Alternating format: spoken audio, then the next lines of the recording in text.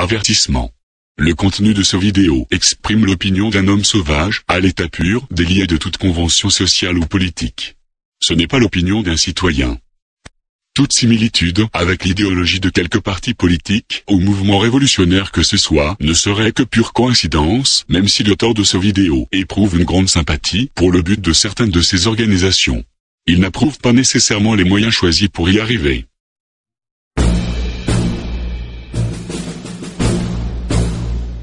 Le 31 octobre 1995, au lendemain du référendum, Jacques Parizeau démissionne de son poste de Premier ministre et de chef du Parti québécois. Homme de principe, il fait ce qu'il avait promis de faire, dans l'éventualité où le non l'emportait. Il regrette cependant ses commentaires concernant les immigrants. Si on considère la tendance lourde, ceux-ci votent en majorité pour faire avorter le projet de souveraineté du Québec. Le 29 janvier 1996, Lucien Bouchard le remplace. Celui-ci prend les rênes du pouvoir au moment où, dans l'économie de marché, les spéculateurs sont hypnotisés par les développements fulgurants du secteur de l'informatique et des télécommunications, et ce, entre 1995 et 2000. C'est ce qu'on a appelé la bulle technologique. D'ailleurs, le gouvernement Bouchard lancera en 2000 le programme Brancher les familles sur Internet. Moins d'un an plus tard, 45% des foyers québécois avaient accès à Internet. L'enjeu politique de l'heure, au fédéral comme au provincial, est l'assainissement des finances publiques. C'est la révolution du gros bon sens. On cherche à couper dans le gras.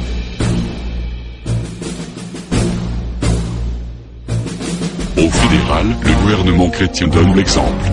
En février 1997, son ministre des Finances Paul Martin est fier d'annoncer en grande pompe l'atteinte prochaine du déficit zéro.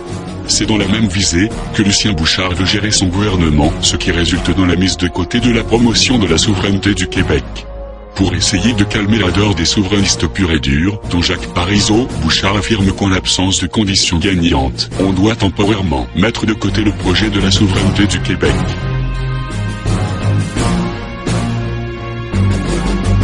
Le gouvernement fédéral, lui, ne met pas de côté son projet d'avortement du projet de souveraineté du Québec. Emporté par ses positions avec fanatisme, il ne se contente pas de jouer fair-play dans le jeu qu'il oppose aux souverainistes du Québec. Fils spirituel de Trudeau, Jean Chrétien a plus d'un coup de cochon dans son sac et s'engage non seulement dans une démarche de viol idéologique des Québécois, mais aussi dans un détournement de l'argent des contribuables de l'ensemble de son pays entre 1997 et 2003, dans ce qu'on a appelé le scandale des commandites.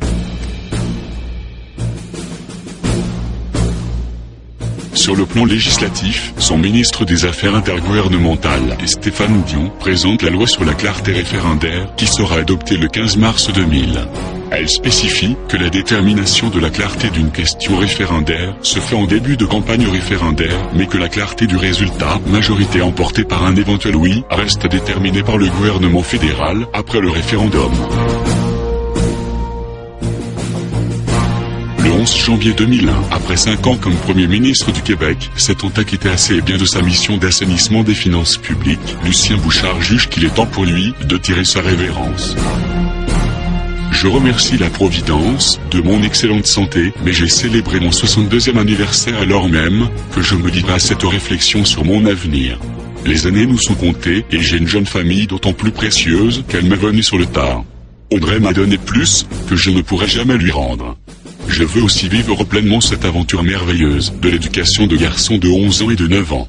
Alexandre et Simon ont besoin de moi et moi j'ai besoin de les retrouver tous et de leur consacrer désormais le meilleur de mes énergies et de mon temps. Merci.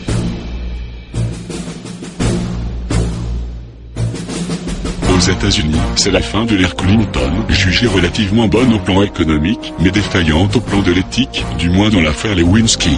En 2001, les Américains portent au pouvoir un représentant de la droite religieuse, George W. Bush. Celui-ci nourrit des idées bien arrêtées et des valeurs ultra-conservatrices, comme le témoignent ses positions contre l'avortement, le mariage homosexuel, la recherche sur les cellules souches, etc.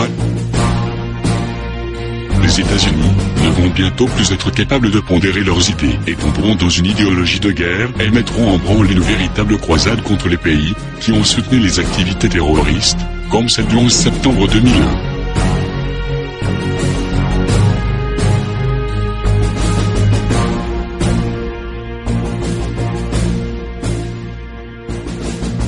Canada, on portera au pouvoir le même genre de personnes, aux idées conservatrices. Stephen Harper met en retard de 5 ans, sur l'avènement de George Bush aux États-Unis.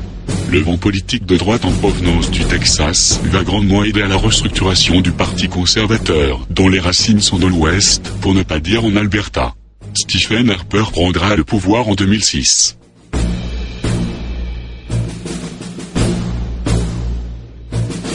Au Québec, l'ancien chef du Parti conservateur du Canada, Jean Charest, fait sa niche à la tête du Parti libéral du Québec. Il séduit les Québécois et est élu aux élections de 2003. Même s'il provient du Parti conservateur fédéral, Charest va laisser le chef du Parti de l'Action démocratique du Québec, Mario Dumont, jouer le rôle du conservateur pompeux, sachant sans doute que le Québec, à l'instar des provinces de l'Atlantique, n'a jamais été un terrain fertile pour d'authenticité. En 2007, l'ADQ connaît son sommet de popularité et hérite de l'opposition officielle, reléguant le Parti québécois à un rôle effacé.